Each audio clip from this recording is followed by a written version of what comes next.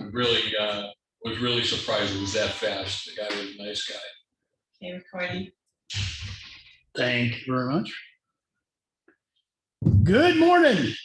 Welcome to the July 20th, 2021 Effingham Board of Selectmen's meeting. I'm Chuck Fuller. To my right is Lenny Espy. To my left is Tom Hart. Before we get going, please join me in the Pledge of Allegiance. I pledge allegiance to the flag of the United States of America and to the republic for which it stands, one nation, under God, indivisible, with liberty and justice for all. Okay. Any additions to the agenda? Either way. I want to have a discussion on the R&D paving proposal and crack sealing proposal. All right, signature folder. Make a motion to pass the minutes of last week. You know what the date was on that? 13th, July 13th. Do I hear a second? Second. All in favor? Fuller, aye. Aye. All right. Make a motion to pass non-public meetings July 13th. Do your motion? I'll make a motion. Who's second? Second. All in favor? Aye. Aye. All right. And the work session minutes of July 7. I'll make a motion to pass those. Second. Second. All in favor? Fuller, aye. Aye. All right. Okay. In the signature folder, we have a HEB landfill monitoring service agreement. This is the annual requirement for all of our landfill monitoring and PFAS testing. That will occur this fall. We'll get the report later in the fall. This is a reference in here for the Whitaker Fadden subdivision agreement, Audrey, and you can basically let Teresa deal with that. There was an intent to cut. There was a veterans exemption. And also from well, actually, I'll put that under new business. The manifest dated July 22, 2021. I make a motion to approve the manifest, June 22, 2021, $57,628.60. So your second. Second. All those in favor? Fuller, aye. Aye. All right. All right, Audrey. Wow, that was quick. I wasn't ready yet.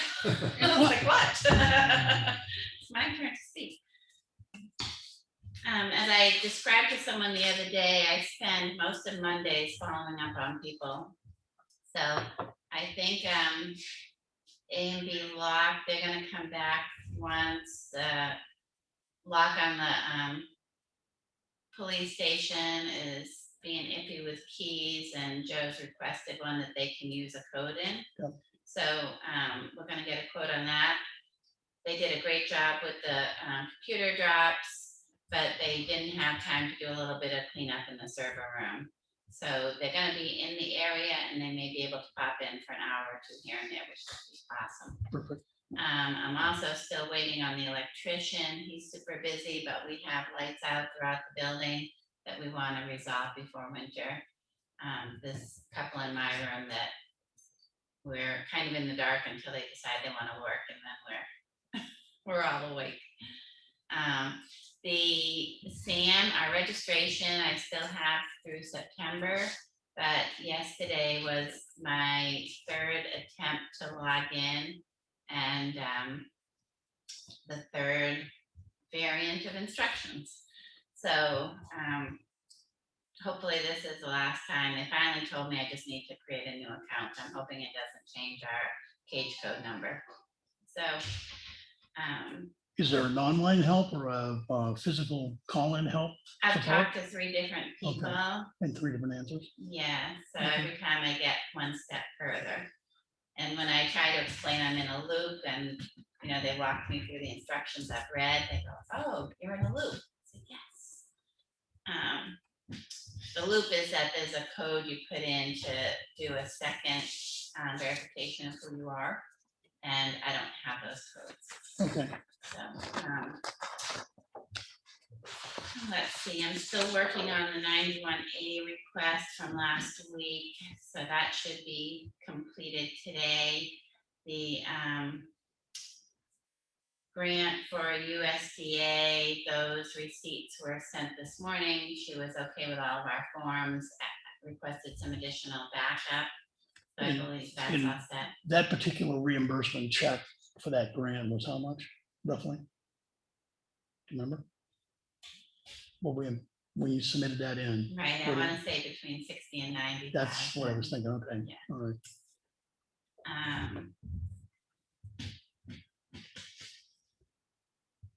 And I think I'm just following up on other things, like, I did the transfer station that you're gonna get to later today. I'm not a word expert, so some of the formatting was a little bit moving on me, a little crazy. And Darlene's out today, and then she has a few other days in the next 2 weeks she's out. Okay, I am taking Thursday afternoon off. That's it. good. Mr. Hart, Yeah, last Friday, Evans Brothers on Pine River Road, most of you know, repairing the potholes, filling them in, drying up. They were gonna continue up where they left off on Monday, weather permitting, and yesterday wasn't very weather friendly, once again. So I haven't touched base with them today. I will when I get out of here to see where we are and what schedule, the run schedule that he had told me on Friday or Thursday night. I have to reschedule a drive around with police chief last Thursday. He had something come up in town that they needed the officers that were on.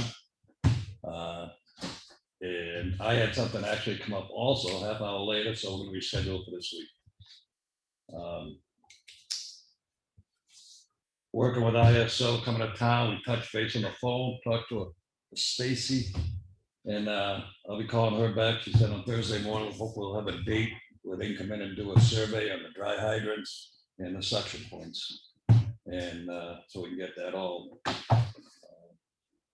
registered with them. Right now, they're not. And that's it, Chuck. and that should give us a tiny break maybe on some of the. We're fire hoping in with those the- areas. And yeah, that with the daytime coverage, hopefully it all will make up a little bit. Perfect. With any luck, homeowner rates will go down in the next year. Excuse me, Tom, what Yes. was ISO? Is that a company or? No, it's one of the. Insurance Services Organization, Okay, thank you.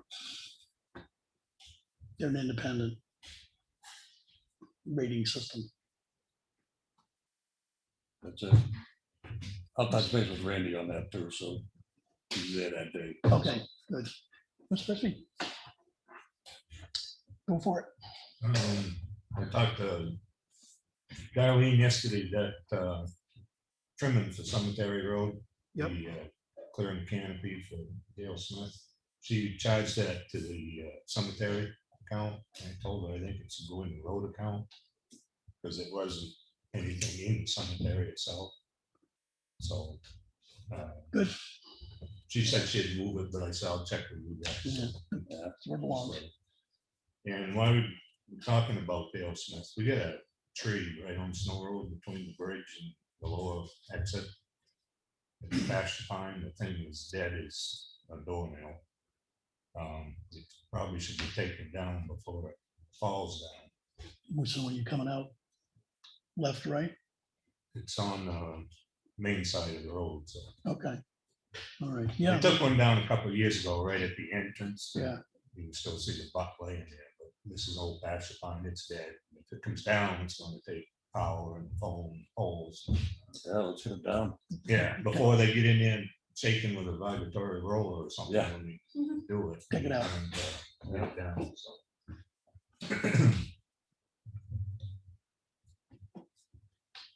And the woodland sign, it's in pretty rough shape. I did get a new post.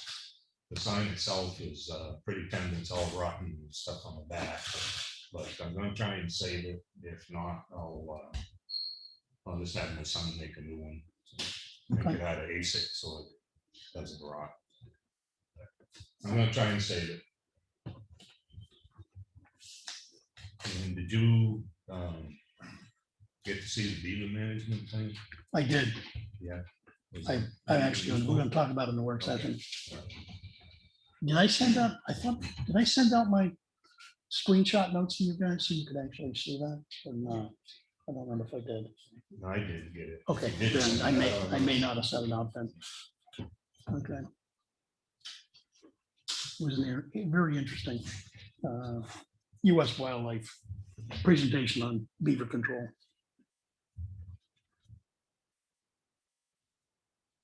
And I talked with Randy about the door at fire station #1, the walk-in door. Looked like it could use some sanding and coat of paint before it rusts out, but he's telling me it's already rusted out, so. We gotta stop and look at that, see if it's something we can just replace the door. Or What do we what it's gonna. put the whole thing in? Okay. So, Yeah, that needs to be secure. and Diane mentioned about Osby using roller.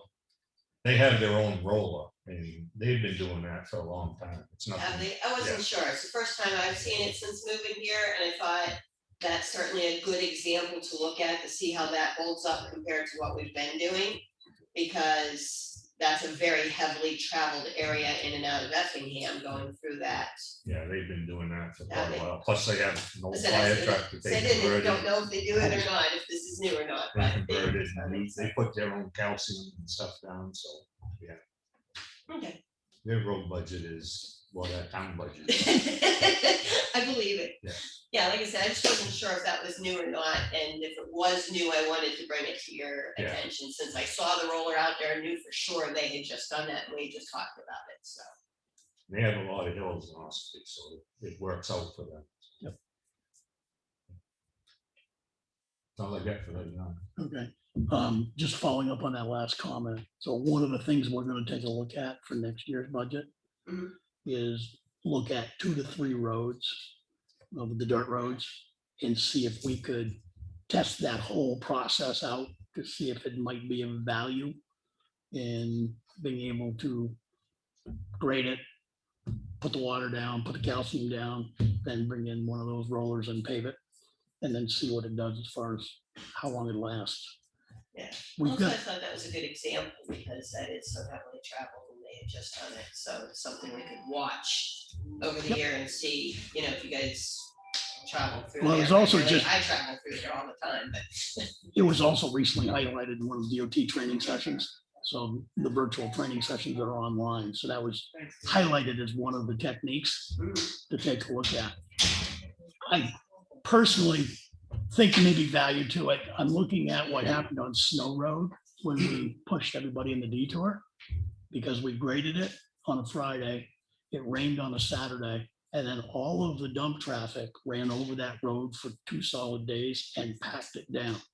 Nice. When we had the bad 4 or 5 inches of rain just a week or so ago, I actually had Evans bring out equipment, gravel and everything else on Friday, because typically there's a big section on Concord Hill that completely washes out. Yeah. And when I went down there at 5:30 that night on Friday night, there was no wash whatsoever. So a lot of it was due to the packing of the way that was done. So I think rolling and trying that is good. We'll try it on a couple roads. We'll talk about it during budgets. So, okay. So that was the first item. The second item, EJ Prescott. I want to sign the purchase order form this morning for 4 steel culverts for the repair at Bailey Road Bridge. They were supposed to have been ordered 2 years ago, and 2 weeks ago rather, and Prescott apparently dropped the ball on their end. So we need to get it signed, get it in, so we can order those culverts to hopefully get them in prior to the 60-day permit expiration. Yeah. Or we'll get an extension. Any issues, Tom? Okay, good. We will next week have a DES permitting contract from CMA engineers. These are the engineers that were chosen to do the Bailey Road Bridge survey and engineering, where they've got all the data. It actually would end up probably costing us less to use them, where they've already been working with that area for 1.5 years to do the DES permitting for the bridge next year. So when that comes in, we'll talk about that next week. I've traded emails with an executive at T-Mobile. they're making a big push to expand cell coverage within the entire state. And I basically reached out to them and asked them if there was any way the southern part of Effingham, center Effingham, could be put on some kind of a review list to see if we would qualify for anything. And I got back an email just yesterday saying it's been assigned to one of the mid-upper level managers to review and get back to me. So hopefully we'll be able to, they'll be able to use some of the federal money that they're gonna get. And they've made a commitment of over $1 billion in New Hampshire to put up new cell and expand cell coverage throughout the state. Question on ARPA, Audrey. Do we need to identify the physical expenses for that before we put in that request? Or do we put the request in and then submit the bills against it? I don't believe so. I am attending a second training on Monday at 10 a.m. Okay, So I'll probably have more detail, but my recollection from the first one was that we didn't okay. have to. put it If that's the case, let's just get those documents submitted to get that first check, and then we'll continue to define what we're gonna use that on. With Lenny's comment last week around potentially being able to use it for stormwater management, Bailey Road culvert kind of thing. I asked Mike, he's got 2 contacts up in Concord, and he's chasing that down for us. And we'll see if we can get more information on whether that stormwater might qualify. Right, Mr. Cowan? That's correct. Good, thank you.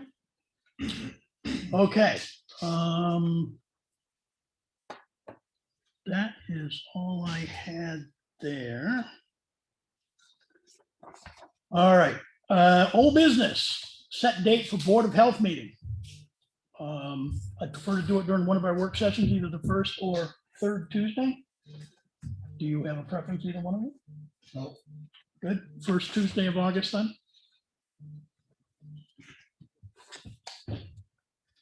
Works for me. Okay, good. Mike, is that good with your calendar? I'll make it. Yeah, my guess is like we could be starting 10 o'clock-ish or before, so if you can. I would check with Mr. Gasso, you know, he's all in. Well, he's been attending every meeting anyway, Oh, so it's okay. like, we'll just keep him here. We're not gonna let him go. August 3rd. Thank you. Put it in my calendar. Audrey, can we get one of the staff to take the 2002 ordinance that's a poor photocopy and scan and put it into a Word doc? Yes, It looks like it was typed on a typewriter, and I know there's probably no original computer copy of that. it is on the website. though, correct? It is on, yeah, underneath the selectmen's column, down toward the bottom, it says health, Okay. something or other. Okay, and Randy's gonna be in later this morning to talk about, He's here. Randy's here. Oh, there he is. Didn't see you, sir, sorry. No, I think what we'll do is, we'll be working, we're going into the work session here pretty quick, and we'll put you on first, and we'll talk about the 2010 warrant article for hiring chiefs, and we'll go from there. This is also his week for department update.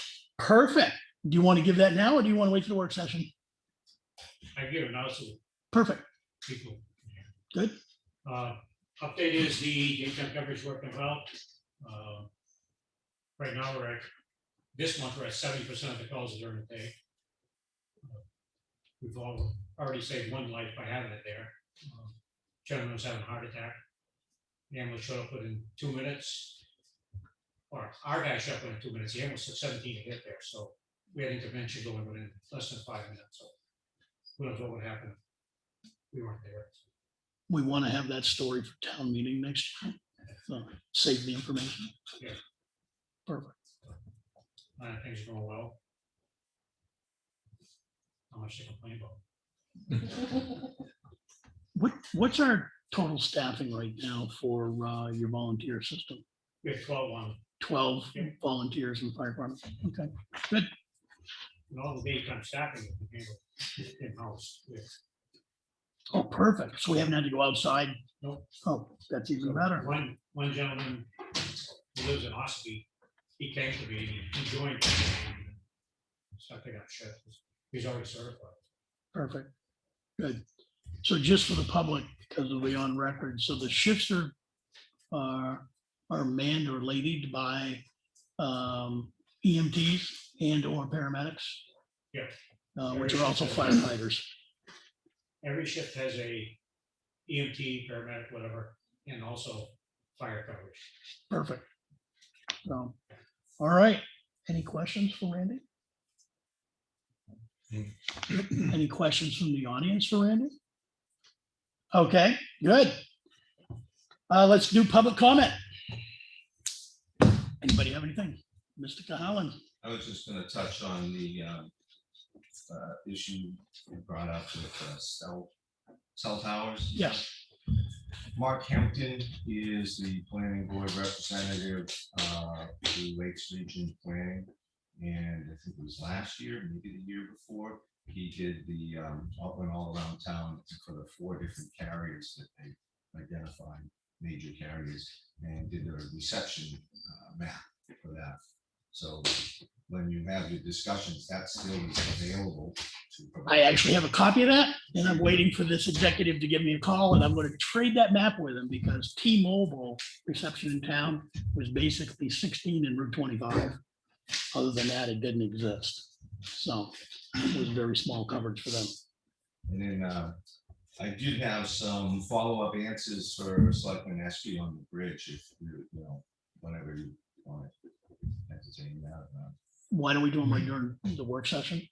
We'll do it first thing in the work session and get into detail, because it's more background education, I think, Okay. of what's there. Okay. Anything else in public? Good. Do we need a non-public today? We did have one scheduled with Deanna today. Are you prepared for that, or do you want to put it off to next week? Based on my discussion with her Friday morning, let's put it off to next week and we'll do a verification. Okay, So, I'll talk to you later. yeah. All right. Okay. Perfect. If there's nothing else, we're gonna do a 5-minute recess, and then we're gonna go into our work session, and we've got a good half dozen things on there. So, thank you very much. We'll resume. Bye. All right, we're back. Before we get into the work session, I was remiss in the public comment section of not asking if anybody that was dialed into Zoom had any questions, and I understand we have at least one person with questions, so let's open it up to the person.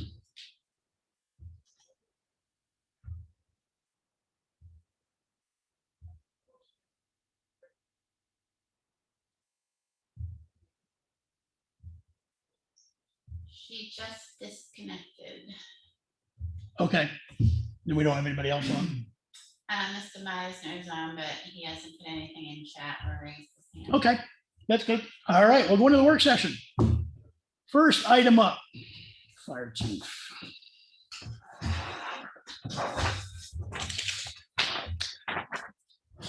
See, I gave you a comfy chair over there. Come Oh, yeah, you know, it was- Have one, that way you can be fully on camera and let, Wheel around. autographs. sign autographs, right, exactly. So we know you've given us a letter of pending resignation effective next year. Yep. And in the interim, we need to come up with a process to bring on a new fire chief. Correct. And I was highlighted some information about Article 5 in the 2010 Effingham Annual Town Meeting report. It kind of spelled out a process that the town adopted. Mhm. So it looks like it is using a selectman appointed review board. And the appointment is for a 3-year term. Yep. And that was basically the deep details of what was in that article. Do you have any suggestions on review board, like area fire chiefs that might want to? well, that'd be a good idea. Like I said, I had a review board with chiefs, and I had the citizens review board, and a polygraph, and a psych eval, Okay, which I failed. Haven't you hired anyone? You must have, that's why. I know. Effingham NH. That's what he said. You're getting a psych eval for an unpaid position? You fail. Do you, so from a standpoint of putting that together, do you want to coordinate? Asking out, do you want us to coordinate? Do you want you and I to coordinate, or the four of us to coordinate? How would you like to proceed? I think the selectmen should do the coordinating. Okay. To make it official. Okay. I'd suggest, I had one from, I think it was Tilton and one from Waterville Valley. I think that's a little much. That I drive down a conflict. If that's what you want to do, that's fine, but I would think area chiefs. Because they have to work together. So, Okay. I had a discussion yesterday with one of the retired fire marshals from New Hampshire, Bobby Wood. And Bob suggested to be able to talk to Adam Thompson. Yeah. And get his feedback and input on what we might be able to do. So if nobody's got any issues with that, I'll reach out to Adam and find out his thoughts about the process. And he is. He's the fire chief up in Tuftonboro, he's but he's also- also president of Ospey Valley Mutual Aid Association, so he's got a good pulse on everything in the area. Okay. I don't know if it stated the qualifications in there, but It didn't. the job description states Do you have a job description? firefighter, at least firefighter one and an EMT. Did you have a job description when you took it? I believe so, because they told me I had to be an EMT. Audrey, do we know if we got a job description for fire chief? I can look. Okay, if not, we'll combine and we'll let you review. There's one in our SOP manual, there's a job description for every position Oh, perfect. in the fire Okay. station, fire service, Okay, whether we have them or not, it's there. I'm sorry, where is it? In our SOP manual, is that manual, the information that's in there, is that digital format as well as the printed format, or? digital, Yeah, as in. You're talking to Randy. Yeah, I know, but I know he's got some assistance behind the scenes, so I thought. most of them are on computer. Okay, I could forward it if we could do that, if I can figure it out. that's okay. I know you know where there's resources to help with that. I But can yeah, actually do it. it would be nice to be able to have kind of like a fire department archive file of the digital.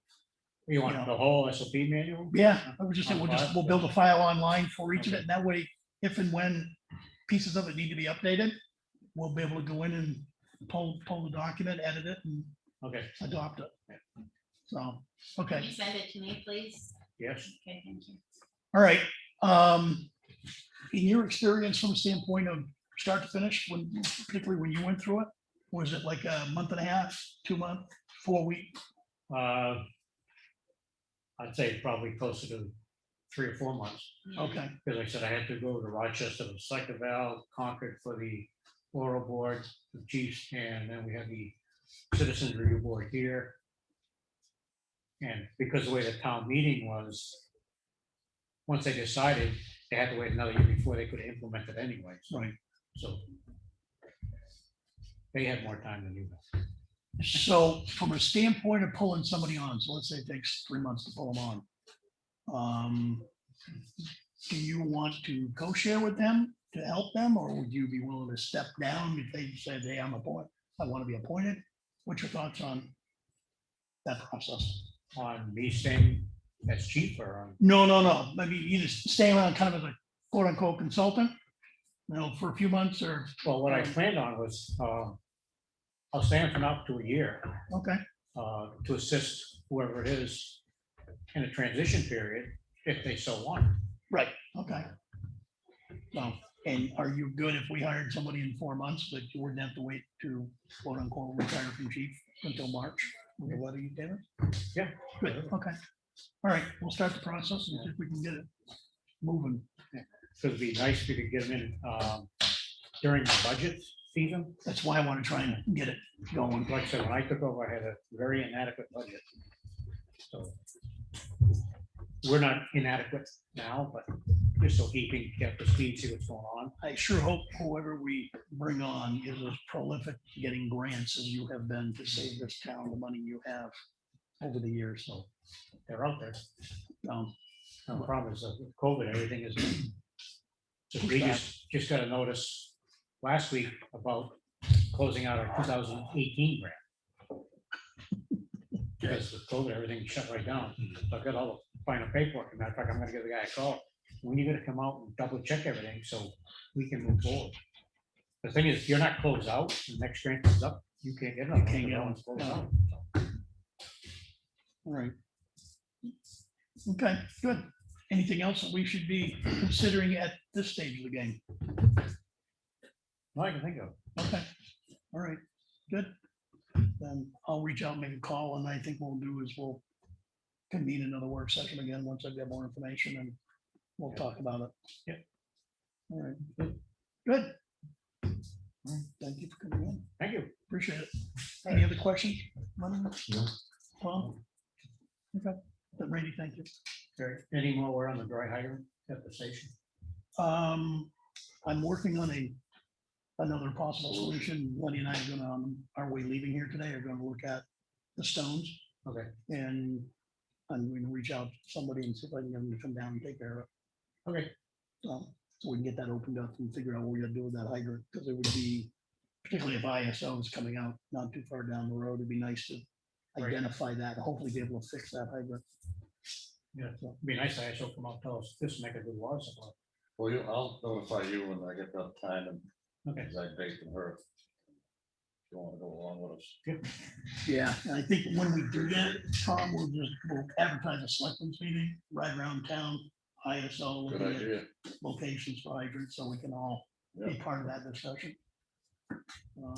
And review. Okay, good. Randy, thank you. Thank you. Good. Thanks. Okay. Warmed up for the next Mike, Sure.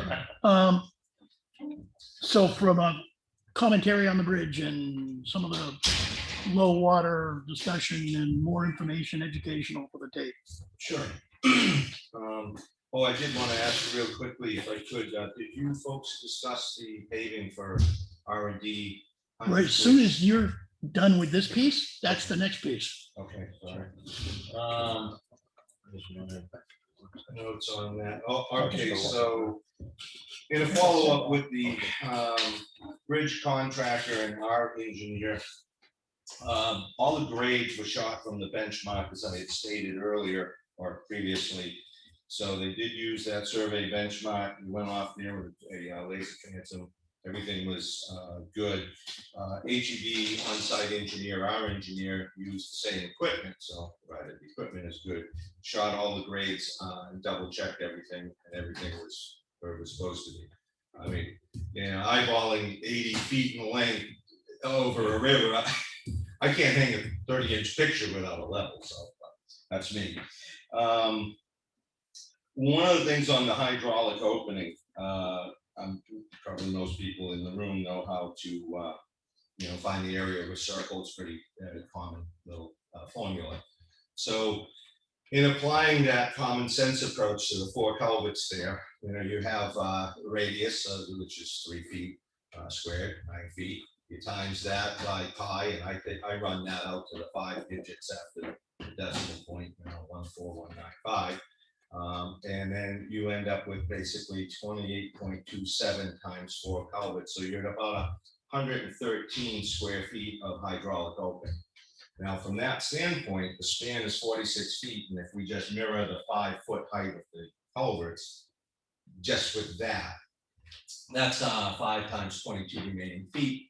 You got 110 square feet left. And then, you know, around the culvert, let's call it 113, and say we're doubling the entire hydraulic opening just on that math.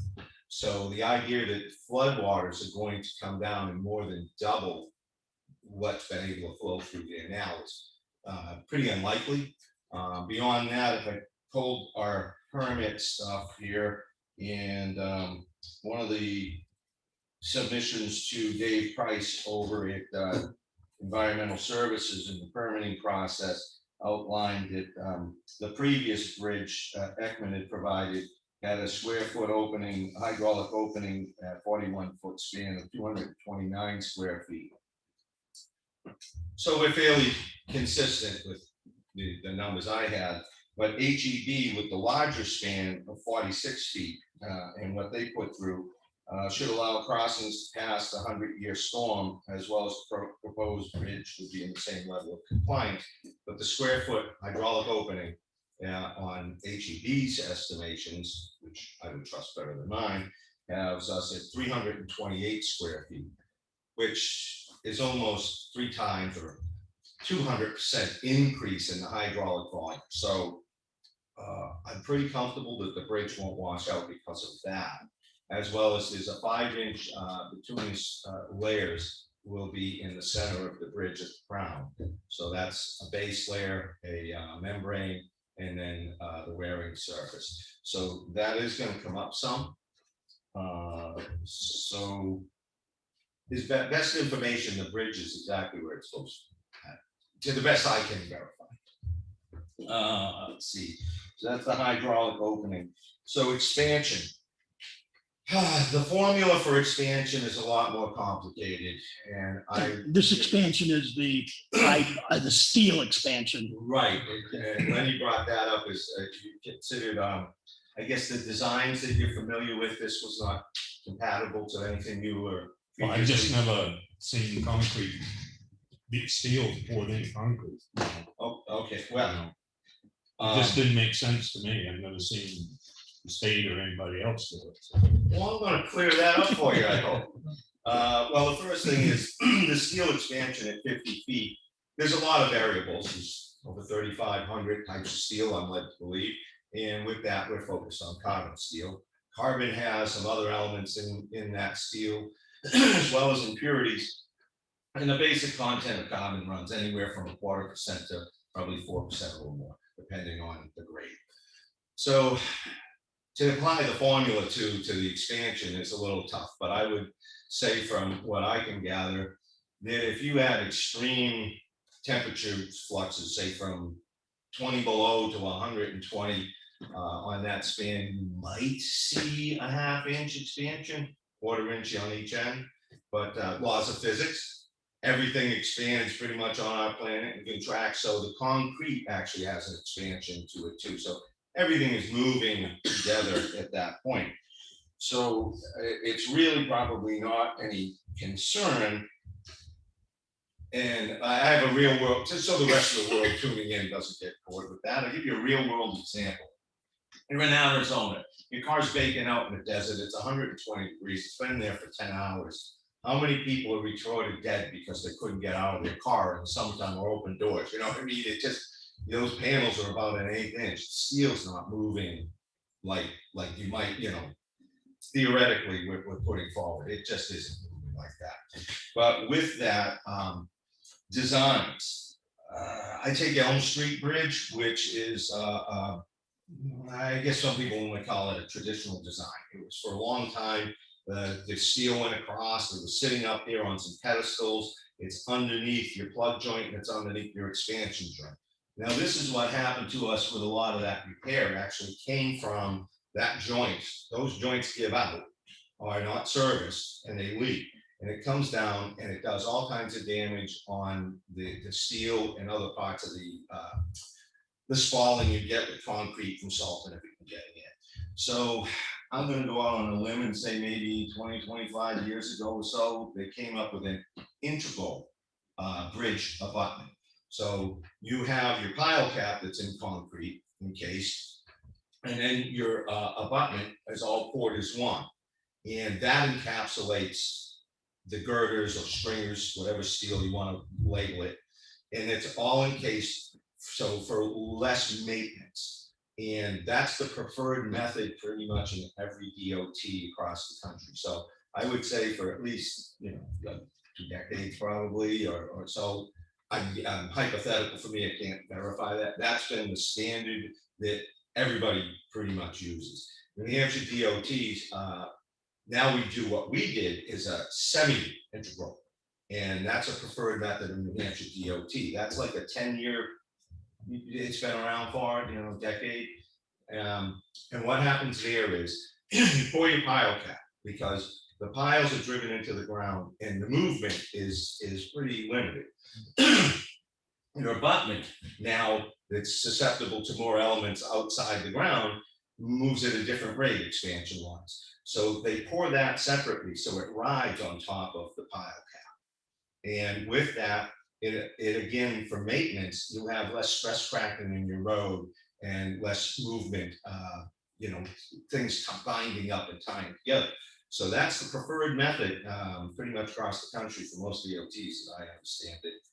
So that semi-integral section just moves independently and it saves on maintenance. And when you encase everything in the concrete, you're encasing that at the terminating end. When it terminates, that's where you would have a joint or anything or elements exposing to the steel. This encapsulates the steel, protects it, so you tend not to have that. So we're not gonna have, we don't have to worry about it maintaining a joint on Snow Road Bridge because of the design. Correct. All you're going to have is at the back end is a plug joint. Like Elm Street Bridge, you have at the front of the bridge, you have an expansion joint, which needs periodic maintenance, and then a plug joint. On Elm Street, again, you have a wearing surface, a membrane, and concrete.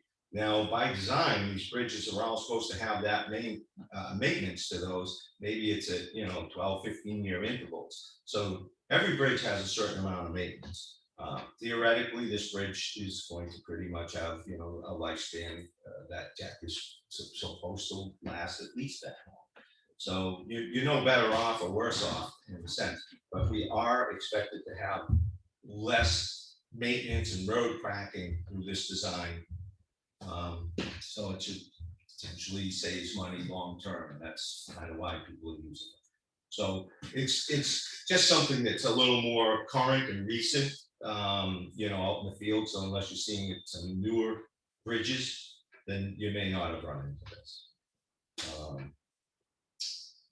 That's pretty much what I had on the bridge.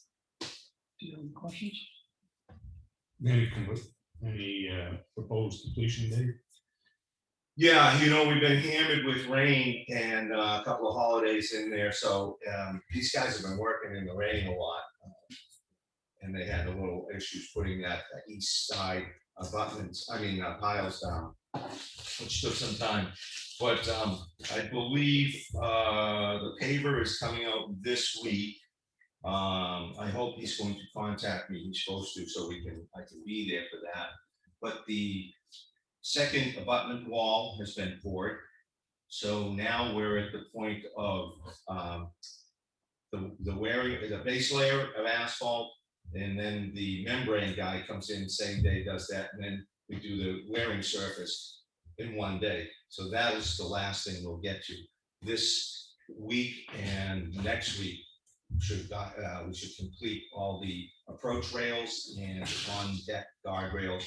So I would think it's just a matter of the paving, possibly a week, 10 days out, or possibly one more week, depending on schedules and things. But we're really right there. The bridge construction should be done next week unless we have just crazy monsoon weather.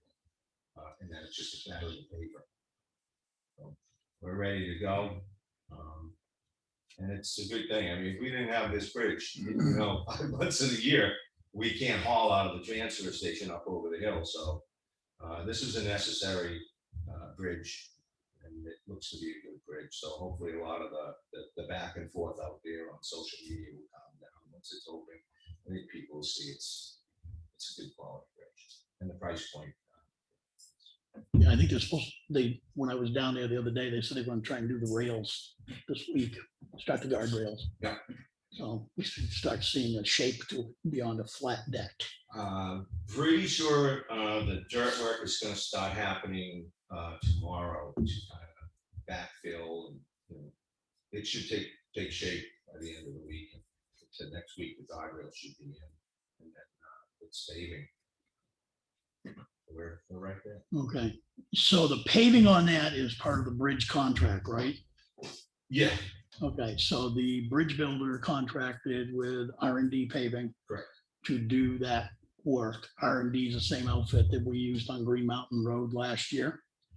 And one of the other topics we had from last year's discussion and earlier this year was when R&D was out here, we were going to try and get them to, once they got all the equipment here, it'd be easier than moving it in again, brand new.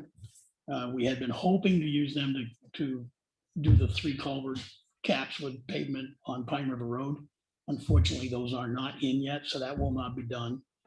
And the other area that we had talked about doing a small paving job on is the turn from Route 153 onto Huntress Bridge Road. Right now, it is a complete bumpy nightmare. Prior to that, filling in with that gravel, vehicles coming up out of there were dragging on the pavement in some degrees. So one of the things we had talked about was basically paving, I call it 40 feet on average length from 153 down toward the other road that's there and get rid of that bad hump area that you come down or coming back up over it. R&D, while they're out here, has the equipment out here and has basically said, if the equipment's here, we'll do the whole job for an estimated $5,500. So I also, this weekend, took my neighbor down there to look at that.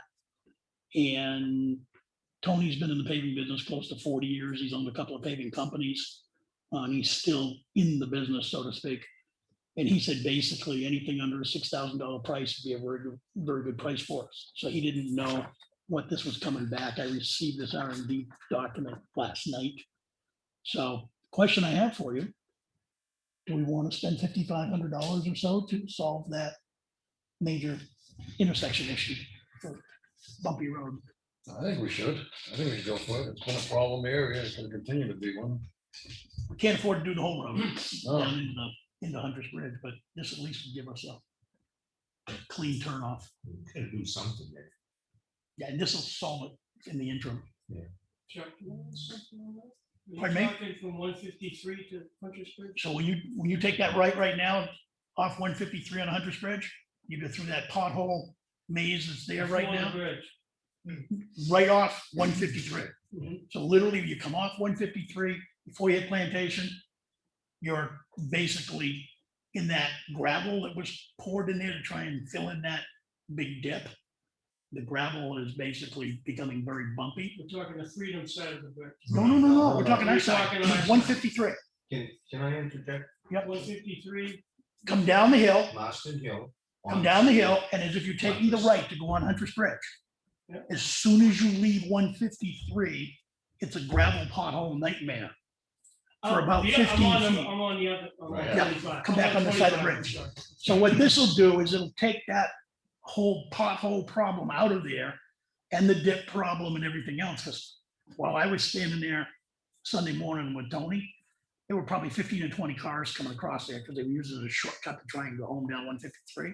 I know. Campers, trailers and everything else. And they were just sitting there spinning their tires, turning the whole thing up just to try to get out onto 153. So this is going to help the whole drivability issue and eliminate that pothole problem. Thanks, I was just trying to clarify, so I get in my mind where it was. Um, Just again, just for an overall that you guys may not know the whole story here. It's going from 153 budding up to Parsons Field Road. Parsons Field, I'm sorry. That intersection. So we're not going into Parsons Field or Ball Road or beyond. It's just that little spot. The rationale here too is also for the plows. Traditionally, it's had a serious dip there that causes problems when our plows transition there. So this is to level it all out, make that transition decent.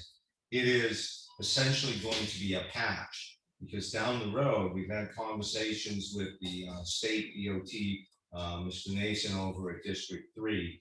And I've met with him and his engineer, and what the state is willing to work with us to super elevate that corner as we come into it, because it kind of trails off the wrong way now. So we're going to give it a little Daytona 500 bank, you know, and then as you go around the corner, that's at the point it'll cut back in on an angle to Parsons Field Road and Hunter's Bridge and fork them off there, closing off the southbound avenue straight on to Parsons Field Road, because the state recognizes it's extremely dangerous intersection the way it's laid out now.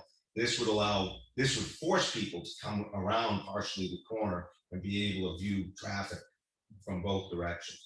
So this isn't designed to be there forever. It's just designed to, when we can get some money to transition that, and which shouldn't be a problem, it's not huge, but work with the state.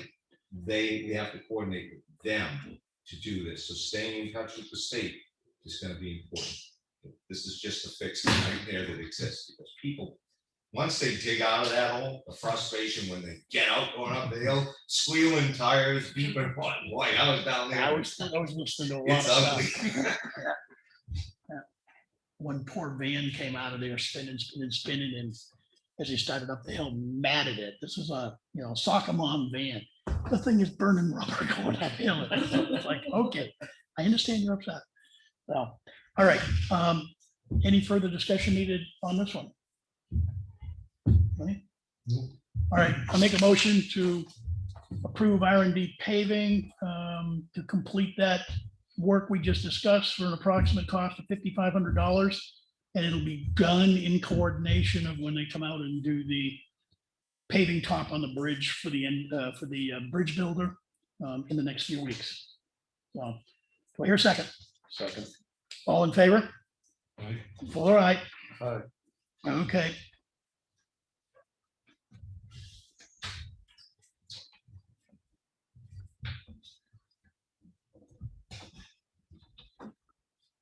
All right, we'll take care of that one then. Can I go back to the bridge for a second? Sure. That's a pretty. I thought I had that one off, and then I'll pay the phone call.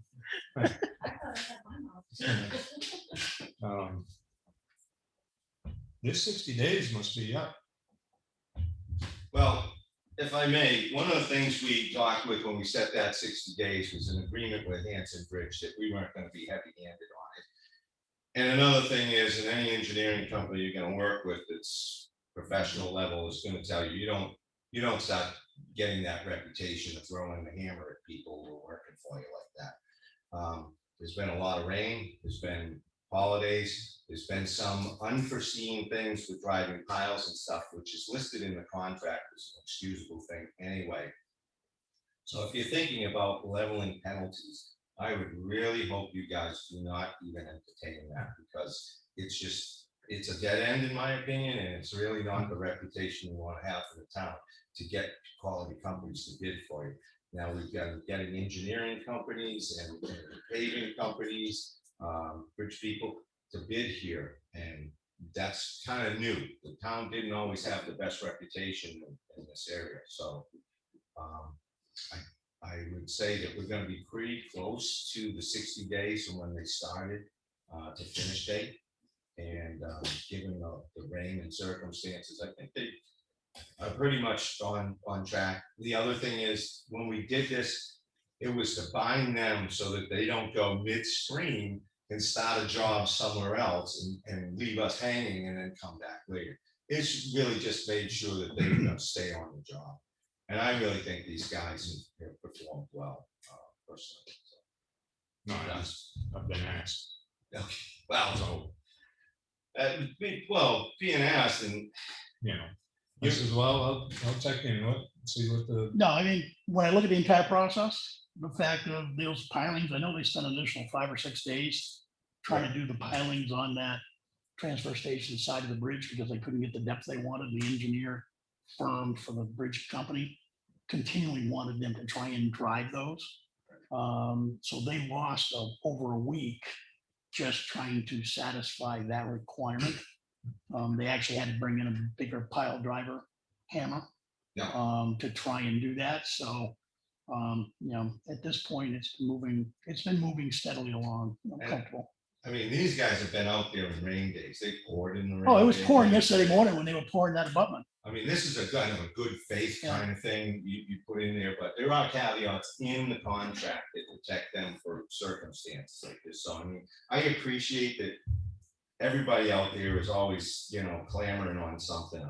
I get it. You can't make everybody happy, but you guys gotta know better than run with everything everyone tells you, because it really kind of, you just don't want to be there as a board of selectmen. You don't look good. Town doesn't look good to people in the profession. So. We're good. No, I do it? no, I've Okay. just been. No, that's good. was asking I just a want to couple make sure you people. had enough there. Yeah. Answer that question. Okay. Okay. Thank you, Mike. Sure. I'll go quickly into Beaver. So I will forward to you the screenshots that I took the other day when I was on this. I believe it was a US Fish and Wildlife webcast on beaver management. There were about 8 or 10 different organizations. So the USDA, the US Fish and Wildlife, and another federal outfit that manages lands. And they were all talking about their beaver problems and how they've been able to manage it with different styles of beaver deceiver programs. What was very interesting is there was a successful one using what they call it a beaver cone up in the White Mountain National Forest. So I've actually reached out to the two individuals that at the end of the session, everybody said, hey, if you got any questions, give us, contact us. So I've done the contact. These cones basically would be an angle, they'd be almost like a true cone. And at the front end of the cone, it'd actually be a pipe going through that to keep the water moving. So as the beaver tried to build it up, they wouldn't be building it very high because the water level would always be staying somewhat constant. It does not eliminate beaver management, meaning you got to go out and you got to watch them. And they recommend in there to look at them monthly just to make sure there's no activity. And if there is beaver activity in and around the cones are designed to be lifted up with a backhoe from a ring on them and easily take the information out and put the cone right back down in there. So as I get more information on that, I'll bring that back because we might want to take a look at a couple of things there. There were square cage designs, which did the job, but they also recommend if they weren't movable, they became an issue because the debris was just built on the front and the sides, and they could clear the sides, but they couldn't clear the front. So it was interesting looking at the different designs. One was a pure riprap under the road design, so the water moved its way. It was a bog type thing, so it moved it through the riprap under the road without a culvert at all, and it meant no beaver dams at all. So it was a permanent solution for that particular site that they were doing. So I will ship you that email, and it covers, I think, 9 or 10 of those with pictures and designs. So you can see what's there. And there's summary comments around, here's what we wanted to do. And then there was a summary after a period of time, upwards of a year and a half. Here's what we've observed and what we had to do as far as ongoing maintenance or not, and whether it was considered high maintenance, low maintenance, or average maintenance. So they basically gave us that information too. So we'll take a look at that, and hopefully I'll have something by next week to talk about that. So we can potentially get a couple of, I'd like to try a couple of them, or a couple designs just to try, maybe like Townhouse Road, where we got the big problem there from last year with a 3-foot culvert, and the Clough Road one that the beavers keep attacking and filling up rather. Any other questions based on what I just said? Okay. Crack sealing. I did some road running the other day, and a lot of our roads are deteriorated beyond the point where crack sealing is going to help us. But I was thinking that we would take a look at a priority order where Townhouse Road would be the first one. Bailey Road would be the second one. Huntress Road Bridge on the Route 25 side where that short section of pavement that's there. And anything that's left, continue going up High Watch because of the heavy traffic there. Huntress Bridge is main, Freedom. Not on this side. Oh, not this side. I No, thought you, no, the other side. I Well, thought you said the other side. I meant. He Yeah, was trying to the way I clarify the said it, confusion, Dave. I can see that interpretation. Sorry about that. The Effingham side of the bridge, it's got the short pavement. So good, thank you for that clarification, because I'm sure somebody would have asked the question, why are we doing stuff in Freedom? And basically, because this stuff is ordered by the pallet, we just ordered, like we've done the past, 2 pallets, and when it runs out, it runs out. Go as far as we can go, and then when it's done, it's done. And that's about, what was it last year, Mike, about 5,800 for the 2? It's 5,800 a pallet. A pallet, okay. Our CH is who we've been using the last couple of years, and it's actually been cheaper than the previous folks that we used. And in the past, some after the plowing, we used to see some black strips where the plow tore these, things right out. Haven't seen that with our CH. I haven't either. They seem to do a pretty good job cleaning things out. I think a couple weeks ago, we got an estimate on that. It was in one of the folders. Yeah, 58 a pallet. It used to be 55, but the Yep. world. And there are a few more cracks, and I realized it's the transfer station in that pavement. Okay, They hit that hard last year too. Yes. So pretty good. what we'll do is before we, That vein of clay that's on the roadside of the building there, that heaves a lot in the winter Do time. that before going up. okay, so Townhouse, Bailey, the small section on Hunter's Bridge Road, transfer station, and remain, whatever's left goes by watch. Okay, cool. All right, we'll get that ordered then. Voting booth. Is Deanna available? She is, I believe. And you got it? If you would, yeah. So I'll let Deanna give the background. So can I Yeah. fill the space and time? You can. All right. No through trucking on Huntress Bridge Road. I think that really should get done in coordination with the pavement because trucks are going to break that new pavement. I would Yep. imagine. It's only 2 inches thick binder and. Can we get Ron to throw those signs up like anytime? I can contact him and see if I can get him out there. Otherwise, sometimes Randy has put signs out. But you want to make sure they're pretty noticeable. And Freedom has allowed us to address road issues on the other side of the bridge. So if you want to post on the other side, you should be able to do that. But I can follow Ron on that one. Yeah, I would say we basically do that sooner than later. I wouldn't even wait to do the pavement because it's been in the ordinance now for almost a year, so. Yeah, and we can post it. you spend a lot of money with maintaining that road with gravel expenses, upgrading. Those heavy trucks going through there are just, they're really not good for that You road. should post it as soon as you can, so it'll get them used to it. Yeah, Because they're still gonna use it before they see the signs. and the original conversations we had about this lane were inclusive of the police chief who was going to make his presence known there. Basically, kind of be nice originally, with people, so to get them acclimated, because this isn't that kind of road. But then eventually, I think his intention was to say, enough's enough, to try and really make the statement. You gotta stay up this road, it's costing us a lot of money. But that's for you guys. Yep. No, I'd had that discussion with the chief. And I have one last question before Deanna gets going, and it's just a reminder for you, Chuck, specifically, because I know this was an interest of yours, Timothy Goodwin, Wolfboro Community Television. We were trying to get our meetings onto that format. Actually, I reached out to him Oh, and I forgot to follow. He never got back to me for a follow-up, so I'll reach out to him again. just And I was here- busy, so I might have missed it too, so.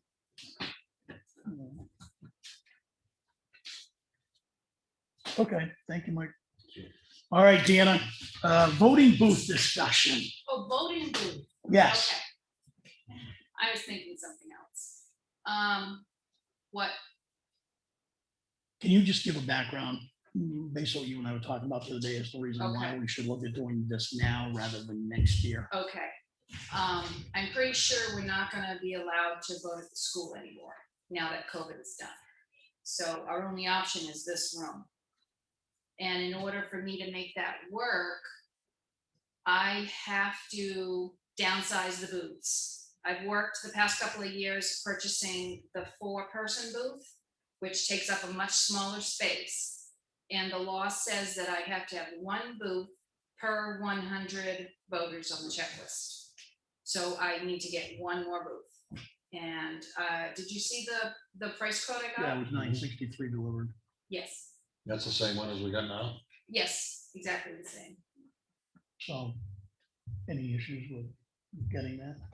No, I had none. Okay, I don't either. Go ahead and order Okay, and I have money in my election line left over that I haven't spent. it. We'll find the line item, but go ahead and order it, make sure Okay. we got it. So Okay, Sorry, great. can you repeat the amount for the minutes? I believe I was reading this morning, $963 and no change.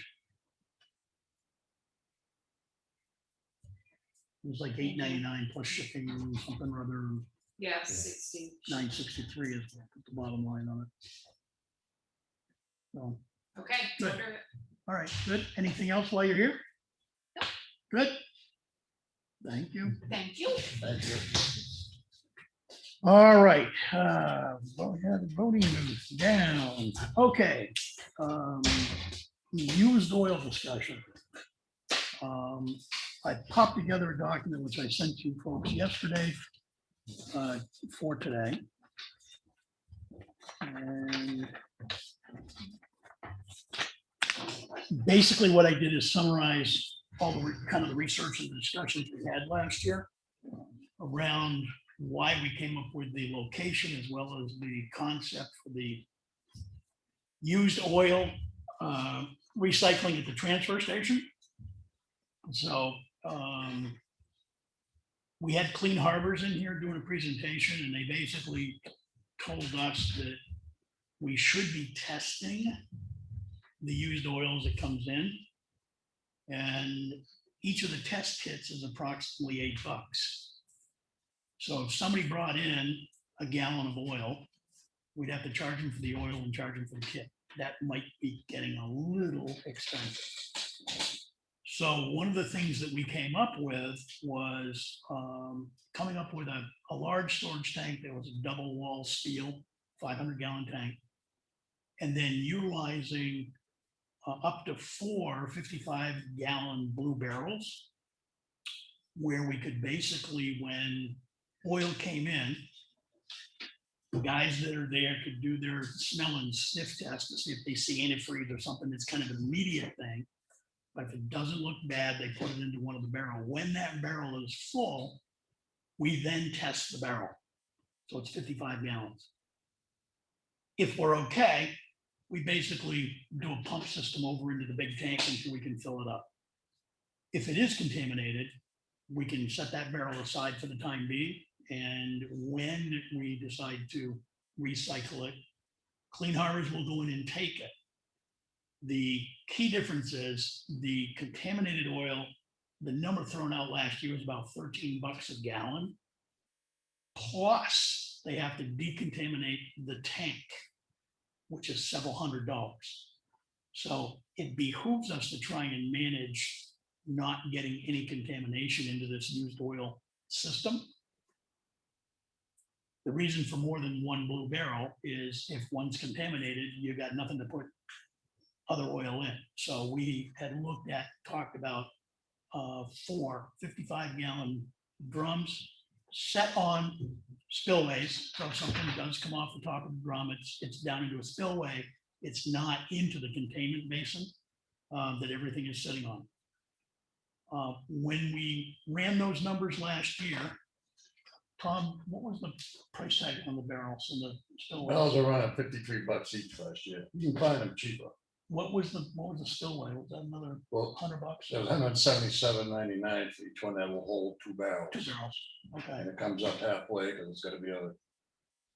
whatever spills out there will be collected Okay. anyways. So You 500, use it, some 600 people bucks. use a pallet like that one we have now, the old one, called a pallet, they have it on. Which I don't know, if that's even reusable, It's, so doing what with, it was damaged okay. when it was moved at one point, and So if we're gonna have 2 barrels in there, a 2-barrel system, $180. so And if then we plus the did $50. 4 barrels would be what? Yeah, so that'd be $360 for the Okay, containment. Yep. Then $53 per barrel. okay, Shipping, yes, shipping. The shipping was $289 for, You're gonna have room to get 4 barrels in that big container. we actually had set it up to Yeah. measure, we actually put measuring tape a few times up there and measured inside of it. Because it's kind of low headroom on that side of that. So, and we had talked about, in the double wall steel tank, doing 2 chambers, 250 gallons apiece. Again, I kind of look at this as a belt and suspenders approach. If we pour something from a blue barrel into the large barrel of the large containment, and one side of that happens to become contaminated, at least we're not hauling 500 gallons of contamination, only 200, up to 250. There is a 50% DES matching grant up to $2,500 available.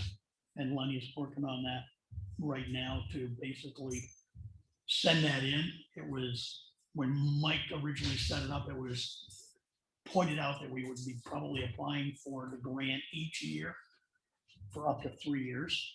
I'm thinking at this point, this year should probably suffice and we will be done, but that remains to be seen. The quote for the double steel tank went up $1,000 due to everything else that's going on because of COVID and supply and demand of steel and aluminum. And delivered, I think it was 4,700, Yeah, 47.50. 4,750.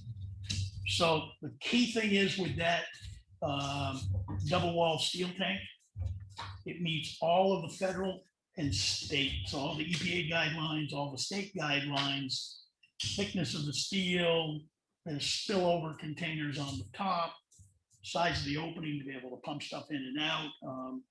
It's basically designed only for this purpose and nothing else. You were right. It went from 37.50 to 47. I thought it was like 1,000, okay. We also have, just so everybody can see it on tape, this is what the test kit looks like. So I have 4 more of them at the house. So basically, when we start the process, we've got 4 of these already on, but we would have to order a supply of them. As I said, they were like $8 plus a piece. We still need to make sure that the containment area is sealed up and we're not getting any kind of rainwater in there anymore. I know Kevin was up and took care of, he put some cement or Yeah, I something, checked it Sunday, still leaking. still leaking. Yeah, he's aware of it because he looked at it too, but I haven't heard back from him as to what his plan is. Is it leaking in where he put the concrete, or is it leaking on the other side, do you know? It's, most of it is, well, where he's silicone, there's a couple places that it's leaking in under. But the corner nearest the demo, where you really, it's only an inch space. That's kind of the worst leak right there, so he talked about maybe doing some touch and foam in there. And, but I think if maybe we use some bitumen for flashing and then aluminum flashing over that, when we put some siding on, and then maybe put a gutter to catch Get the most water of it, out. and just pitch it towards the demo dumpsters, Okay. get it away from the upper side of that. Have you had that discussion with Kevin? No, Okay. left him a message about it at that time. And I know we bought the, was it a 5-gallon bucket of that special sealer? That's last year? down. It's down there.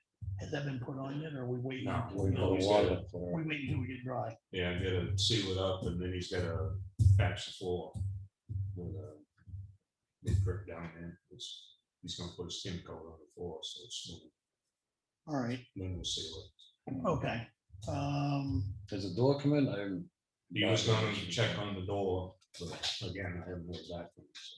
Yeah, and we're gonna need this special signage that has to be per the state, that's gotta be on each barrel in each container. We're gonna need to make sure we get those signs and post them. Yeah, I think the guy left us some before too. So I just, trying to dot the i's, cross the t's. Mhm. I forwarded you the email to the guy with that quote on Midwest. Yeah. Do you want to reach out to him and find out what his estimated delivery time would be, manufactured delivery? And hopefully he'll say a month, month and a half, and that should give us enough time to solve the leak. Tom, can you reach out on those barrels and see what you got there? Sure can. 4 of them with 2 of the spillovers. Any other questions based on what I kind of pulled together? Chuck, I haven't seen that document, but I wasn't clear from the discussion if you're going with 4 barrels with 2 of the spillovers, or you're gonna go with the double wall container, Both, Both. all, both, all of them, okay, all the above. all right. So I was just gonna say, one thing I think you might have just left out, which is kind of probably a point of interest to folks, is when you bring in this material, the oil, into a 55-gallon drum, depending on the level of contamination, it can be determined. And with that, you can blend that to make it good. There's a level of contamination that's allowable. So if it's just over the line some, you can actually blend some of that with another barrel, say pump it out, and then make sure you're putting some decent stuff in. You bring it up to a quality level, and you're not stuck with 55 gallons of junk. So that's an important part of being able to put it in those. Well, and when we get ready to do this, I think we bring that Clean Harbors guy back out again and do a little crash course up at the transfer station. Basically have him walk through kits, the testing, the blending, that kind of stuff. So that we can make sure that people are trained on it. And then your drip pallets, they take up a little more space because of the way they're configured probably. But they're good for drips. They don't have the capacity overflow to catch all the drums. So again, it's belt and suspenders. It's drip under the barrels, but it's also inside a sealed catch basin. So the worst thing we could do is to have any of this stuff get into the ground, and then that would be an expensive remediation. The only thing I didn't measure for was drip pallets, so you might want to verify. Okay. Anything else? Good to go with it? We're gonna put a light in there or anything? That wasn't part of the original, but I'm just thinking when it comes wintertime, 4 o'clock, it's pretty dark. So. I know we can talk, we yeah, can discuss that. we got electric over near there somewhere, don't we? We got it in the white shed? Yeah. So it should be that big a job, right? Should be. Part of what the guys used to do though is take all these gallons or whatever, and collect them, put them off the side, and then put them in later on occasion. With the Well, I think Letty's right though. If for the daytime, if they push them off to the side in the tail end of the day, they're downpouring it. Dead of winter, it could be dark. well, that was my point. Is it's not necessary that they have to pour them at that point in time. They could just simply, late afternoon, put the oil inside the containment bumper and leave it there, and then in the light of day. I was thinking if somebody come in with a 5-gallon can, wanted it back, they'd have to put it somewhere. Yeah, we could run wire and put an LED and switch in there. Yeah. I don't know why, Or even just a full tank. but I just have an LED light, and that way if somebody leaves it on, we're not running the juice. So, okay, so we'll proceed forward with that discussion and implementation, and hopefully within a month or two, we'll have used oil back on our list. That being the case, with a lot of our recycling that's out of the ordinary, white goods and other things, we charge fees. And we're gonna need to basically add something into the current draft transfer station ordinance. That used oil would be accepted and maybe no more than 5 gallons at a time or something like that. I don't know. I'm just throwing that out. And then coming up with a price per gallon. The last year we talked about between $3 and $5. And it's certainly, if something's contaminated, it's not gonna cover the cost. Just in a 55-gallon drum, if it was full, it would be $27 a gallon to remediate it, basically. And wash the tank out and whatever needs to be done.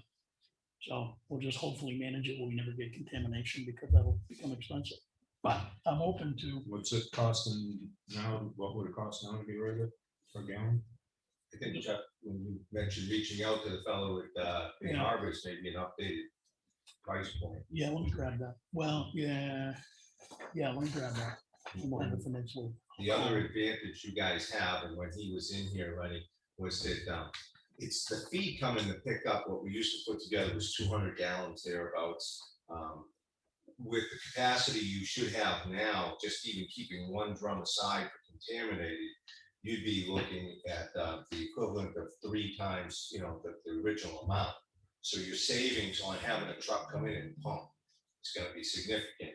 And that would probably change your price point. So if you kind of mention that to the guy, we wouldn't be doing 200 gallons. You could theoretically be doing it with 600 gallons. All right, so let me get an update on what the price is per clean gallon. Yeah. And then what a price would be for contaminated gallon. And we'll bring it back next week.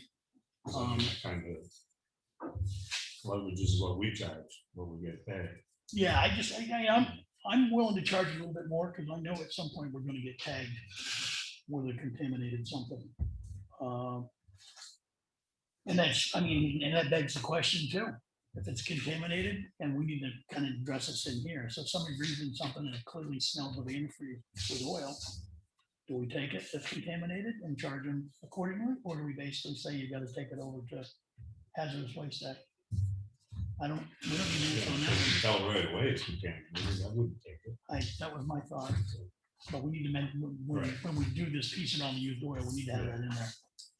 So, So what I heard is under category C, fees required, you're gonna put in something about waste oil. I'll pop some language together on the draft that I have. I'll send you this one. Okay, and I'll put it in there. Okay. And then we'll bring it up next week for discussion, and by then I'll have information from Clean Harbors on. Okay, that's it for transfer station today, so we'll hold off approving this until we get the used oil in there. That way we can just do one public meeting, not 2. Now, if he says it's gonna be 6 weeks for this container, Then use your best judgment. We'll have that sealed in 6 weeks. well, I already told him we ordered it, so. Oh, good. Then, yeah, I'm good. I mean, from that standpoint, he just needs to get it fixed. Yeah. And get that sealer in there. So, but if it's wet down in there, you can't put a sealer in there until it's dry. Correct. So with this rain we've been having, And that beam just continues to deteriorate. okay. All right, So do you want to do a motion to go ahead and order something, or? yeah, make a motion to go ahead and order the 500-gallon 2-compartment tank, 250 and 250 for Midwest Industrials, I think. Yeah. Industrial Yeah. tanks. Midwest Industrial Tanks. Yeah. With shipping, $47.50. And Shipping 17.25 on top of that. on top of that? Yeah. So 47 and 17, Yeah, 17.25, okay. Audrey, did you get both of those? Yes. Tank and shipping? 64.25. And then barrels, Tom, you said are roughly $53, $53 a piece times 4? Yeah. And 2 spill tanks at 100 and $77.99 times 2. plus shipping. Okay, 180 times 2 plus shipping on both of those. Yep. Yep. So I'll make that motion. Do I hear a second? Second. All those in favor? Aye, Aye. good. Thank you, Audrey. What person group? You want this information? Vaccine, Yes, R&D. please. Those You wanna drums, work plastic with me? mark, yeah, I'll work with you. Or Tom, yeah. So I don't have to call him. if we're gonna- No, just order it. Yeah. And just, because you've got the email with that updated item on it. From that standpoint. Do you want to go ahead and order it, Lenny, or you want to forward it to me? You want to order it? I mean, It I can order it if, It would be cleaner if she, with your permission, she orders it. yeah, That way, any of the correspondence is coming back into the office. which is where Right, it so needs to send be. me that email. Okay, I'll try. Okay. You know me an email. all right. That is all that I had on the list for today. Is there anything else that we need to bring to the table? Nope. You want me to get those sign, trucking signs out together on the posts and the hardware, even inside the door there? Let's pull them out and put them near it. And then we'll ask Mike to basically get Ron to put those up like yesterday. So, I'll pull them out. okay. Anything else, Lenny? You probably should have brought it up in the grading, you know. As soon as the rain stops. Yeah, No, I don't want that. yeah, I mean, As soon as the rain stops, it's I like, mean, we ought to give somebody a heads up here because, you know, the road contract stuff move real fast. I believe that conversation took place last week, that Yeah. as soon as the rain stops, we need to have the potholes filled and the roads graded. And I know they were trying to, they started Pine River Road the other day. I don't think it's Elm Street, but Yeah, they did get Elm Street. okay. There's still a couple more that I picked up yesterday on Elm Street, so. Kind of, Yeah, I mean, every day there's news. Right, right, yeah. exactly. And I don't know what he got out yesterday. I don't believe he went out on it yesterday. I wouldn't have. but, No, It was raining too but much. then when I talked to him, he You was gotta gonna continue it up. putting that patch in, that hole's gonna be dry. Mhm. Can't get it full of water, otherwise the patch isn't gonna work. yeah, this splash out. We just Found out. wasting our money. Just throw all the bills in it. So, okay, yes. Anything else? But the dirt roads will be, need to be graded. Pretty much all. Yeah. No. Okay, Maybe we can do some spot grading on them when it comes to that well, I time. think we'll give them that direction, because there's some of the areas that I've driven on a few of them, where you've got stretches where there's no big problem at all, and then you hit washboard city. Yeah, 'cause we gotta watch the money here. So we'll make sure it's on the list. Ours is good. Don't It's touch good, it. all right. Don't touch Good. it. All right, So you crack seal? No. No? it's one of the few in town. Okay, do I hear a motion? Make a motion, we adjourn. Second it. All those in favor, Fuller, aye. Aye. Aye. Thank you very much, folks. Have a great week. You're still on.